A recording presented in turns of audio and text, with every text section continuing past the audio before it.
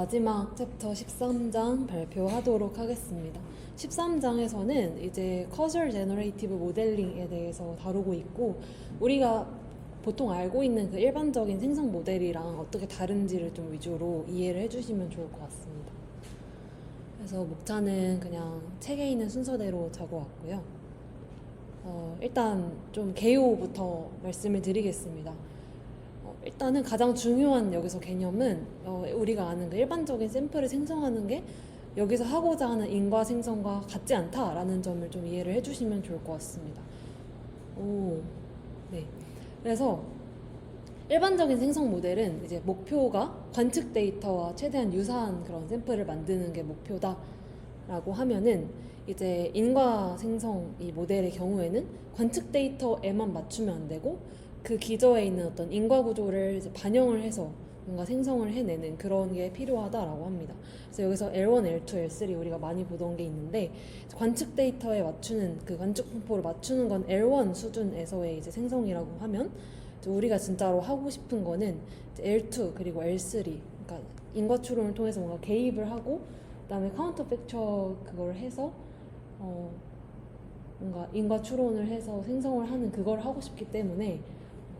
우리가 평소에 알던 그 생성 모델과 좀 다른 모델 구조를 가져야 한다는 점을 얘기를 하고 있었습니다. 네. PPT를 수정을 했는데 반영이 하나도 안 됐네요. 여기는 그냥 넘어가도록 하겠습니다. 이건 그래서 제가 방금 말씀드린 그 세 가지 레벨로 이 인과적 생성 능력을 평가를 한다라는 거고, 네. 그래서 앞으로는 이제 L1은 저희가 그냥 잘 알고 있는 그 생성 모델로 생성을 할 수 있는 부분이고, L2랑 L3에 대해서 생성을 하기 위해서 모델에 어떤 과정들이 추가가 되어야 하는지를 조금 뒤에서 살펴보도록 하겠습니다. 네. 그리고 또 그래서 13장의 목표를 좀 다시 말씀을 드리면, 여기서 앞에서 이제 뭔가 이 관측 데이터만 이용을 해서 그 안에 있는 인과관계를 뭔가 밝히는 게 불가능하다 라는 띠오리가 여기서 CHT라는 띠오리인데요. 낮은 레벨 데이터만으로는 그 더 높은 레벨 데이터의 분포를 복원을 할 수 없다라는 정리입니다. 그래서 이런 정리가 있기 때문에 여기서는 우리가 뭔가 L2나 L3에 있어서 인과 생성을 하는 게 좀 쉽지 않다라는 점을 얘기를 하고 있는데, 13장에서 하고자 하는 말은 그래서 인과 생성을 하는 게 불가능하다라는 걸 얘기를 한다기보다는, 그래도 생성 모델이 좀 인과적으로 의미 있는 추론을 하기 위해서는 어떤 모델에 어떤 표현이 들어가야 되고 어떤 과정을 갖추어야 하는지를 조금 규명을 하는데 13장 목표가 있다고 생각을 해주시면 될 것 같습니다. 그래서 13.1에서는 앞에서 말씀드린 L2에서의 이 표현이랑 인퍼런스를 위한 어떤 모델의 구조가 뭐가 필요한지를 보고, 13.2에서는 L3, 그러니까 카운터 팩처럴 리프레젠테이션과 인퍼런스를 보고, 마지막에는 실제 뉴럴 커셜 모델스가 어떻게 활용이 되는지 두 가지 사례를 보도록 하겠습니다. 그러면 다시 13.1부터 시작을 하겠습니다. 이제 L2에서의 representation과 inference를 본다라고 했었고, 처음에 보는 내용은 이제 관측 분포를 완벽하게 재현하는 생성 모델, 그러니까 L1에서 완벽하게 재현한 생성 모델이 있을 때 얘가 왜 L2에서 실패를 하는가에 대해서 설명을 하고 있는데, 그 이유에 대해서는 이제 어떤 SCM이 이제 관측 분포를 이제 완벽하게 똑같이 재현을 하더라도 그거에 대해서 똑같은 이 관측 분포를 재현을 하는 여러 가지 SCM들이 존재할 수 있기 때문에, 여기에 대해서 둘을 이제 반영을 했을 때 이 어떤 SCM인지 이제 하나로 특정을 할 수가 없기 때문에 이 L2를 일반적으로 결정을 할 수 없다라고 합니다. 그래서 L2 추론, 그러니까 인터벤션을 해서 그래서 그 분포가 어떻게 변하는지 이 추론을 하기 위해서는 추가적인 인과 과정이 필요하다라고 하고, 이 추가적인 인과 과정을 모델에다가 이제 구조적으로 집어넣는 과정이 뒤에서 나옵니다. 그래서 지금 그림을 보시면은 또 이 X, Z, Y라는 똑같은 이 관측 데이터가 나와 있지만 얘네의 인과 관계가 완전히 반대인 거를 보실 수가 있습니다. 하지만 얘네에 대해서 SCM이 서로 다른 게 이제 여기 분포화되어 있지만 이거에 대해서 동일한 어떤 디스트리뷰션 데이터가 있기 때문에 얘만 보고서는 이 SCM을 특정을 할 수 없고, 따라서 여기에 있는 이 두 개입을 하나로 특정을 지을 수가 없다라는 점에서 이제 이 관측 데이터만으로 L2를 할 수 없다라는 걸 얘기를 하고 있습니다. 그래서 조금 더 보면은 이제 L1 representation에서는 L1 representation 한다라고 하는 거는 이 데이터를 하나의 관측 분포로 표현을 한다라고 하는 거고, 우리가 잘 알듯이 관측 데이터와 일치하는 샘플을 생성을 하는 거라면 L2는 이 특정 구조적인 제약을 만족하는 생성 모델 클래스라고 적혀 있는데, 쉽게 생각을 하면 앞에서 여기 여러 가지 SCM이 나올 수 있다고 했는데, 이 중에서 우리가 원하는 그 인과관계를 가진 SCM을 약간 특정하는 그 제약이라고 생각을 하시면 될 것 같고, 그 제약을 규정을 했을 때 남는 그 SCM이 여기서 L2 표현으로 정의된다고 생각을 하시면 될 것 같습니다. 그래서 그러면 여기서 추가하게 되는 이 구조적 제약으로는 세 가지 정도를 얘기를 하고 있는데, 첫 번째가 이제 커즐 그래프, 그러니까 어떤 변수가 어떤 변수의 원인인지랑, 그 다음에 각 변수가 어떤 함수 관계를 가지고 생성이 되는지, 그 다음에 뒤에서 이제 두 인터벤션을 했을 때 여기서 이 둘을 했을 때 이 함수 안에서 뭔가 어떤 변수의 값을 뭘로 고정을 해서 하는 식으로 그 생성 규칙을 교체를 하는 걸 정의를 할 수 있어야 된다고 합니다. 그래서 이 세 가지가 모델 안에 구조적으로 정의가 되어 있어야지 L2 표현이 완벽하게 된다고 얘기를 하고 있습니다. 그래서 구체적인 사례를 하나 가지고 왔는데, 일단 의료 데이터를 생성하는 상황을 가지고 왔고, 그래서 X가 의미하는 게 치료제 투여 여부, 그다음 Y는 회복 여부, 그다음에 U가 잠재적인 건강 상태라고 가정을 해보도록 하겠습니다. 그래서 여기서 그냥 L1 차원에서 생성을 한다라고 하는 거는 그냥 X랑 Y의 이 데이터를 가지고 학습을 해서 그냥 X, Y의 그 샘플을 생성하는 거다라고 보시면 될 것 같은데, L2 생성을 한다라고 하는 거는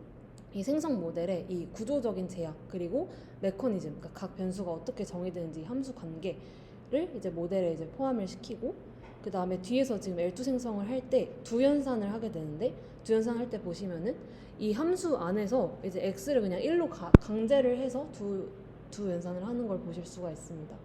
그래서 이런 식으로 이 함수 안에서 두가 어떤 식으로 정의되는지까지 모델에 포함을 시켜주게 되면은 이제 L2 생성을 할 수 있다라고 합니다. 그래서 여기서 보시면 쿼리가 모든 환자에게 약을 강제로 투여를 했을 때 회복 확률이 올라갈까라는 쿼리를 보고 싶은 거기 때문에, 여기서 일단은 이 환자들의 이 잠재적인 상태를 나타내는 U 샘플을 생성을 하고, 그 다음에는 이제 원래 U에서 X로 가는 이 함수를 거쳐서 이제 X를 생성을 해줘야 되는데, 여기서 그냥 X는 1로 강제를 함으로써 두연산을 반영을 하는 그런 방식이라고 생각을 하시면 될 것 같고, 이제 여기서 X는 1로 강제를 해서 그 마지막으로 Y를 생성을 해주게 되면은 이 두연산이 반영이 된 Y의 분포가 나올 수 있기 때문에 이렇게 L2 생성을 할 수가 있습니다. 그래서 이런 구조를 가진 네트워크를 CBN이라고 한다고 합니다. 대표적인 네트워크이고, 앞에서 설명을 드린 요 구성 요소 세 가지를 이제 가지고 있는 네트워크라고 생각을 하시면 될 것 같습니다. 그래서 이런 식으로 L2 추론을 할 수가 있는데, 또 여기서 L2 추론에 한계가 있다고 이야기를 하고 있습니다. 우리가 이 CBN을 모두 만족하는 이 구성 요소들을 모두 모델에다 명시적으로 정의를 해주는 그런 생성 모델을 사용을 하더라도 이 L2를 완전히 식별할 수 없을 수 있다라고 얘기를 하고 있는데, 그 이유는 또 동일한 관측 데이터도 가지고 이 동일한 CBN 구조를 가지면서도 또 다른 어떤 그 인터벤션 분포가 존재할 수 있기 때문에 이것만으로 완전히 하나로 특정을 할 수 없다. 그렇기 때문에 얘가 만능은 아니다 라는 점을 항상 유념해라 라는 식으로 여기서 얘기를 하고 있었습니다. 항상 여기서 인과 추론을 할 때에는 모델의 한계를 명확하게 인지를 하고, 어떤 모델을 사용을 했을 때 그거의 추론에 있어서 어디까지 추론을 할 수 있는지를 항상 생각을 하고 그거를 명시를 해줘야 한다라고 합니다. 네, 그 다음에 이제 L3에 있어서 있는 이 representation이랑 inference도 말씀을 드리겠습니다. 앞에서 이제 L1과 L2 이 생성 모델에 대해서 배웠는데, 또 이 모델만 가지고는 또 L3의 이 카운터 팩처를 정의할 수 없다라고 합니다. 그 이유에 대해서는 이제 이 카운터 팩처 쿼리의 경우에는 어떤 하나의 객체에 대해서 이 레이턴트 베리어블 U를 고정을 하는 그런 쿼리이기 때문이라고 합니다. 예를 들어서 앞에서 의료 데이터 예시를 보게 되면은 어떤 환자의 상태가 X는 0이고 Y는 0인 그런 상태라고 했는데, 우리가 이제 이 카운터 팩처 쿼리를 통해서 알고 싶은 거는 X는 1이었다면 Y는 무엇일까를 알고 싶은 건데, 이런 이 실제 세계와 이 카운터 팩처 세계를 비교를 하기 위해서는 그 기저에 있는 그 환자의 상태, 그러니까 특정 환자로 고정을 해놓고 그 두 개를 비교를 해야 된다는 점에서 이 레이턴트 베리어블 U를 고정을 해야 되게 되는데, 앞에서 제가 설명을 드린 L2 생성 모델은 여기서 항상 U를 샘플을 생성을 하고 그다음에 여기서 2를 개입을 하고 그 다음에 Y를 생성을 해내는 그런 과정을 거치는 걸 볼 수가 있고, 요걸 계속해서 반복적으로 생성을 하기 때문에 U가 고정되는 부분이 모델에 명시적으로 없어서 L3 추론을 할 수 없다라고 얘기를 하고 있습니다. 그래서 L2 생성은 매번 새로운 U를 샘플링 하니까 이 개체가 동일하다, 그러니까 동일한 환자를 가지고 비교를 하는 걸 보장을 할 수 없다. 그래서 이 개체 동일성을 보장을 해주는 또 모델을 사용을 해야 한다라고 얘기를 하고 있습니다. 그래서 방금 설명을 해드린 걸 조금 더 자세히 보면은 이 카운터팩추얼 인퍼런스를 세 단계로 볼 수가 있다고 했는데, 이 세 단계가 어브덕션이랑 액션, 그다음 프레딕션 이 세 가지가 있습니다. 그리고 이 세 단계가 모두 모델 내부에서 정의가 되어야지만 L3 추론이 가능하게 되는데, 앞에서 설명드린 이 L2A CBN representation의 경우에는 이 뒤에 둘을 정의하고 그 다음에 그 둘을 반영을 했을 때 이후에 그 분포를 생성하는 것은 가능하지만 U를 고정을 하는 부분이 없기 때문에 이걸 사용하는 건 한계가 있고, 따라서 여기서는 SCM을 도입을 한다라고 얘기를 합니다. 그래서 이 SCM의 경우에는 외생변수 U를 여기 모델 함수에다 명시적으로 정의를 하기 때문에 U를 고정을 시키는 걸 모델에 반영을 할 수 있다라고 합니다. 그래서 L3 representation은 SCM 기반으로 이루어진다라고 얘기를 하고 있습니다. 그래서 다시 의료 예제로 돌아가 보게 되면은 우리가 보고 싶은 이 카운터팩추얼 쿼리는 이 환자가 만약에 치료를 받았다면 회복이 됐을까? 이고 이걸 또 L3 representation으로 바꿔주게 되면은 이 환자가 가진 U가 이제 함수를 거쳐 X가 되고 또 X랑 U가 함수를 거쳐서 Y가 되는 식으로 표현을 할 수가 있고, 여기서 우리가 보는 이 환자의 상태를 이제 실제 세계에 대해서 나타내주면 U는 U 스타로 하나로 고정을 하고 나머지는 X는 0, Y는 0으로 고정을 할 수가 있고, 다음에 카운터 팩처럴 세계에서는 여기도 똑같이 U는 U 스타로 고정을 하고 대신에 이제 X는 1로 바꿨을 때 Y가 어떻게 되는지의 이 결과를 이제 보는 것이라고 할 수가 있습니다. 그래서 L3 representation이라고 하는 건 L2랑 다르게 개체의 고유한 상태 U를 모델 내부에 명시적으로 포함을 시켜주는 것이라는 측면에서 차이점이 있다고 이해를 하시면 될 것 같습니다. 그리고 그래서 여기까지 이 L3 representation이 뭔지를 봤는데, 여기서도 L2에서 그랬던 것처럼 이 L3 표현에 있어서 한계를 얘기를 하고 있습니다. 여기도 항상 L3 표현을 사용을 해서 이제 나타낸다고 해서 반사실 추론이 가능한 건 아니라고 합니다. 그 이유는 또 이 관측 데이터만으론 개체 수준의 U, 그러니까 그 개체가 특수하게 가지고 있는 그 잠재 상태를 충분히 수정을 할 수 없기 때문이라고 합니다. 구체적으로는 앞에 설명드린 추론 3단계 중에서 어브덕션 부분에서 한계가 존재하게 되는 건데, 이 어브덕션에서 계산을 하는 게 아까 U를 추론을 하는 것이라고 했습니다. 근데 또 이 동일한 관측 결과, 그러니까 X는 0과 Y는 0이라고 하는 동일한 관측 결과를 만든 U가 당연히 여러 개가 존재를 하게 될 거고, 따라서 이렇게 계산해서 나오는 것은 뭔가 특정 U 값이 아니라 약간 U의 분포, 그러니까 확률적으로 이제 계산 결과가 나오게 되고, 그래서 이 관측 데이터만 가지고는 어떤 단일한 상태 하나로 딱 고정을 할 수가 없어서, 그래서 카운터 팩추얼의 결과가 항상 이 U의 불확실성으로 인해서 이 추론 자체에도 불확실성이 남는다라고 합니다. 이런 부분에서 한계가 있고, 그래서 뭐 이 추론 결과 같은 거를 생성을 할 때 뭐 특정 결과로 하나 특정 짓기보다는 약간 바운더리로 이렇게 제시를 하는 것도 저번에 설명한 것 같은데, 그렇게 바운더리로 불확실하게 결과가 나오는 이유가 여기 U의 불확실성에서 나온다고 생각을 하시면 될 것 같습니다. 네, 그 다음에 13.3으로 가서는 이제 구체적인 이 모델 2가지에 대해서 볼 건데, 일단은 그걸 보기 전에 왜 여기서 뉴럴, 그러니까 신경망을 사용을 하냐를 또 설명을 하고 있습니다. 일단 앞에서 보셨다시피 L1이랑 다르게 L2랑 L3는 뭔가 그 추론을 할 때 모델에다가 어떤 제약이나 아니면은 그런 조건 같은 거를 반영을 해줘서, 그러니까 이런 리프레젠테이션을 잘 하고 그다음에 좋은 가정을 사용을 함으로써 이루어지게 되는데, 이 우리가 알고 있는 일반적인 생성 모델로는 이런 과정을 충분히 반영을 할 수가 없기 때문에 이런 인과 연산을 하는 것이 조금 한계가 있다라고 합니다. 그래서 이제 SCM을 신경망에 반영을 해서 약간 좀 이 representation이랑 가정 그리고 어떤 변수 간의 관계 같은 거를 충분히 반영을 해서 사용을 하기 위해서 여기서 이제 신경망을 사용한다라고 하고, 신경망을 사용하는 방법이 두 가지를 설명을 하고 있는데, 하나는 explicit이고 두 번째는 이제 implicit이 됩니다. 그래서 explicit의 경우에는 그냥 이 SCM을 그대로 신경망으로 구현을 해서 생성 모델을 만들게 되는 거고, 그래서 이 안에 뭔가 구조나 이 변수 간의 구조나 아니면은 그 함수 관계 혹은 외생 변수를 명시적으로 그대로 유지를 한 상태에서 그 함수식을 그대로 유지를 해가면서 이제 생성을 한다라고 하면은, 뒤에서 implicit의 경우에는 이걸 이제 명시적으로 구현하진 않고 그냥 잠재 변수 하나로 이제 이 모든 그 u를 암묵적으로 표현을 하고, 그래서 하나의 그 신경망을 딱 거쳐가지고 이제 출력 값을 내서 생성을 하게 되는 거고,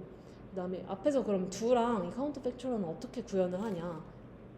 explicit에서는 이 SCM 구조를 통해서 이렇게 이 인과 추론을 이렇게 강제를 할 수가 있는데, implicit의 경우에는 이걸 강제를 할 수가 없기 때문에 요거는 이제 로스랑 아니면 constraint로 간접적으로 구현을 한다라고 얘기를 하고 있습니다. 그래서 사실은 실제로 두 개입을 하고 그런 연산을 진짜 진행을 한다기보다는 그냥 약간 조건부로 걸어서, 뭐 예를 들어서 x는 1이라는 개입 효과를 보고 싶으면은 x는 1일 때 로스가 작아지는 방향으로 로스식을 뭐 설계를 해서 간접적으로 그 방향에 가까워지도록 구현을 한다라고 합니다. 네. 그래서 이 두 가지 차이점에 대해서 설명을 드렸고, 그래서 여기서 이 implicit의 NCM의 한계를 조금 얘기를 하고 있는데, 이거는 일단은 인과 구조를 학습을 하는 게 아니고 그냥 근사만 하는 거기 때문에 조금 이 인과적인 의미를 해석하는 데 있어서 조금 약한 측면이 있지만 뭔가 굉장히 편리하고 계산이 간단하기 때문에 고차원 데이터에는 이런 implicit NCM을 사용하는 게 조금 더 좋다라는 얘기도 하고 있습니다. 네, 그래서 그 두 가지를 다시 좀 비교를 해보면, 일단은 explicit의 경우에는 SCM 자체를 신경망으로 딱 구현을 해서 진짜 그 구조 자체를 계속 유지를 하면서 생성을 한다라고 하면은, implicit의 경우에는 그 생성하는 그 모든 과정 자체를 그냥 학습을 해서 인풋을 넣었을 때 바로 아웃풋의 연산 결과가 나올 수 있도록 한다라는 측면에서 차이가 있다라고 보시면 될 것 같고, explicit의 경우에는 그 DAG, 그러니까 그 변수 간의 관계를 명시적으로 고정을 해놓는 반면에 implicit은 그 명시적 구조가 없이 그냥 블랙박스 모델로 생성이 되는 것 같습니다. 그 다음에 잠재 변수는 UI로 해서 고유 상태를 하나씩 정의하는 반면에 여기 그냥 Z 하나로 이렇게 퉁을 치는 그런 측면에서 또 차이점이 있고, 뭐 두 개입의 경우에도 이 두 개입을 할 때 explicit의 경우에는 이 방정식 안에에서 뭔가 x를 1로 고정한다는 식으로 이렇게 교체를 하게 되는데, implicit의 경우에는 그런 구체적인 뭔가 파라미터 값을 고정하거나 이런 건 없고 그냥 로스 제약 혹은 조건부 생성을 걸어서 두 개입을 간접적으로 반영을 한다라는 측면에서 차이가 있다고 보시면 될 것 같습니다. 나머지는 다 말씀을 드렸던 거고, 네, 그래서 다시 정리를 하자라고 하면은, 일단은 첫 번째 말씀드렸던 거는 L1, 그러니까 우리가 평소에 알고 있던 이 그 샘플을 생성하는 그 모델과 이 인과 구조를 이제 반영을 해서 생성을 하는 모델이 다르다라는 점을 얘기를 하고 있었습니다. 그래서 어떤 모델이 관측 분포를 완전히 재현했다라고 하더라도 그 재현한 그 생성 샘플 안에서는 인과 구조가 일반적으로 식별되지는 않는다라고 합니다. 그 이유는 아까 말씀드렸다시피 CHT라는 띠오림으로 말씀을 드릴 수 있을 것 같은데, 이 관측 분포는 이제 L1에 해당하는 레벨이기 때문에 여기에 해당하는 이 레벨만으로는 L2나 아니면 L3, 그러니까 더 높은 레벨의 데이터를 이제 볼 수가 없기 때문에 우리가 이 더 높은 레벨의 인과 구조를 식별을 하기 위해서는 구체적으로 이제 SCM을 통해서 그 안에서 뭔가 변수 간의 관계라던가 아니면 함수, 메커니즘 같은 거를 이제 모델 안에 명시적으로 정의를 해줘야 된다라는 점이 이제 이후에 이어졌던 내용입니다. 그래서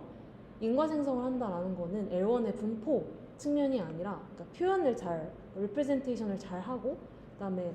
그거에 적합한 가정을 하는 측면의 문제다라는 점에서 조금 다른 차원의 얘기다라는 걸 얘기를 하고 있고, L2에서는 그 구조적으로 제약이 있는 리프레젠테이션이 필요하기 때문에 그 세 가지 조건을 만족을 하는 CBN 기반의 표현을 사용한다라고 했고, L3는 그거에 하나를 더 넘어서 이제 개체를 하나로 고정을 해놓고 이제 두 가지 세계를 비교를 해야 되기 때문에 여기서는 그걸 명시적으로 고정을 할 수 있는 SCM 기반의 표현을 사용한다 라고 얘기를 하고 있습니다. 그다음에 그래서 뉴럴 커저 모델을 보게 되면은 이제 신경망을 사용을 해서 SCM을 이걸 표현을 해서 우리가 이런 인과 구조를 반영을 할 수 있고 인과 생성을 할 수 있다라고 얘기를 하고 있고, 익스플리시트과 임플리시트의 경우에는 앞에서 자세히 말씀을 드린 것 같습니다. 이 정도가 조금 중요한 내용이 아니었나 싶고, 제가 조금 임플리케이션으로 가져온 거는 이 두 플로우라는 이 논문이었는데요. 그러니까 제가 생각하기에는 이 어떤 인과 추론 과정을 약간 과거에 이랬다면, 그러니까 과거에 이런 선택을 했다면 어떻게 달라졌을까를 보는 것도 좋지만, 그러니까 그 구조를 그대로 가져와서 미래를 예측을 하는데도 사용을 할 수 있지 않을까라는 생각을 했습니다. 그래서 예측, 시계열 예측에 이 인과추론을 사용하는 이 논문을 가지고 왔고, 여기서 조금 얘기를 하고 있는 거는 기존 시계열 예측을 하는 게 그냥 이제 관측 기반으로만, 데이터를 기반으로만 이제 예측을 한다라고 하면은 예측을 할 때에도 이제 인과추론을 해서 조금 예측을 해야지 조금 더 그 구조적인 부분을 반영을 할 수 있다라는 점을 이제 지적을 하면서 본인들이 만든 이 두 플로우라는 모델을 소개를 했습니다. 그래서 사실 이 구체적인 모델에 대해서는 보지는 못했는데 여기서는 예측을 세 가지 이 차원에서 다 제공을 한다라고 합니다. 그래서 이 모델을 사용했을 때 우리가 그냥 평소에 하는 그냥 관측 데이터를 기반으로 예측을 하는 거랑, 그다음에 중간에 인터벤셔널 예측을 하는 것, 그다음에 카운터팩추얼 예측을 하는 것까지 모두 가능한 모델이라고 합니다. 그래서 이거를 어떻게 적용하면 좋겠다라고 생각을 했냐 하면은 적용 그 전에 실험 부분을 또 봤는데 두 가지 데이터에 대해서 실험을 했습니다. 하나는 합성 데이터, 그리고 다른 하나는 리얼 데이터를 가지고 했는데 두 가지에 대해서 성능을 평가하는 부분이 조금 많이 차이가 났습니다. 그래서 신테틱 데이터의 경우에는 직접 여기서 SCM으로 데이터를 생성을 하고 이 인터벤션이랑 카운터팩추얼 결과도 직접 계산을 해서 정답이 있는 상황에서 여기서 모델이 잘 예측하는지를 평가를 했기 때문에 정량적으로 평가를 할 수가 있었습니다. 근데 실제로 리얼 데이터를 이용해서 실험을 했을 때는 여기서는 정량 평가를 할 수 없기 때문에 그냥 잘 생성이 되는지, 그리고 이 생성된 결과가 뭐 물리적인 우리가 알고 있는 법칙이랑 일관성이 있는지 이 정도의 정성적인 평가만 했다라고 합니다. 그래서 사실 이런 인과추론 과정을 통해서 우리가 진짜 하고 싶은 거는 실제 데이터에 적용을 해보는 거일 것 같은데 뭔가 평가하는 부분에 있어서 약간 한계가 있는 것 같아서 조금 고민을 해볼 필요는 있는 것 같습니다. 그래서 활용을 하는 부분은 또 조금 생각을 해봤는데, 일단 이더리움, 그러니까 블록체인에 있어서 이더리움에 조금 프로토콜 업그레이드에 한번 적용을 해보면 어떨까라는 생각을 해봤습니다. 그래서 이더리움은 주기적으로 프로토콜 업그레이드를 하고 있는데 이제 EIP4844라는 어떤 그 업그레이드 내용을 통해서 이제 블록 내에 데이터를 담는 블록이라는 공간이 등장을 했습니다. 근데 지금 갈수록 이 블록이라는 공간의 크기랑 그런 거를 점점 확장을 시키고자 하는 그런 장기적인 플랜을 가지고 있는데 이걸 또 무제한으로 증가를 시키는 것은 조금 네트워크나 아니면 클라이언트 이런 측면에 있어서 한계가 있습니다. 그래서 과연 어디까지가 증가를 시킬 수 있는지를 조금 그 상한을 살펴보는 게 조금 중요할 것 같은데, 그거를 이제 두 플로우 모델을 같은 걸 적용을 해서 개입을 통해서 예측을 할 수 있지 않을까라는 생각을 해봤습니다. 그래서 지금 과거에 계속해서 업그레이드를 하면서 이제 쌓여왔던 데이터가 있기 때문에 얘네를 이용해서 학습을 일단 할 수 있을 것 같고, 그 다음에 미래의 시점에 있어서 뭐 블록수를 뭐 100개로 늘렸을 때, 그러니까 100개로 바꾸는 그런 개입을 했을 때 그때 결과가 어떻게 되는지를 보면은 조금 예측에도 좀 사용을 할 수 있지 않을까. 그리고 그냥 단순히 과거 데이터만 이용하는 게 아니라 좀 인과적인 구조를 반영해서 조금 더 좀 신뢰성이 있는 결과가 나오지 않을까라는 생각에 활용 아이디어를 가지고 왔는데, 앞에서 제가 고민했던 성능 평가는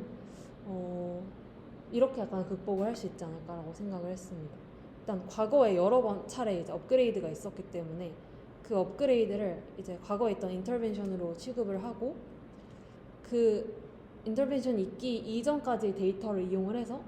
그 이후 구간을 인터벤션 예측을 해서 오차를 검토를 할 수 있을 것 같습니다. 그러니까 뭐 예를 들어 2021년에 한번 업그레이드가 됐다라고 하면 그 이전 데이터를 가지고 인터벤션 예측을 해보고, 우리 그 뒤에 2021년 이후의 데이터를 가지고 있는 거니까 그걸 이용을 해서 앞에서 우리 이 실험에서 합성 데이터에서 정량 평가를 했던 것처럼 실제 정답이 있는 데이터를 가지고 있는 거니까 여기서도 정량 평가를 할 수 있지 않을까라고 생각을 해봤습니다. 네, 일단 이상으로 발표를 마치겠습니다. 질문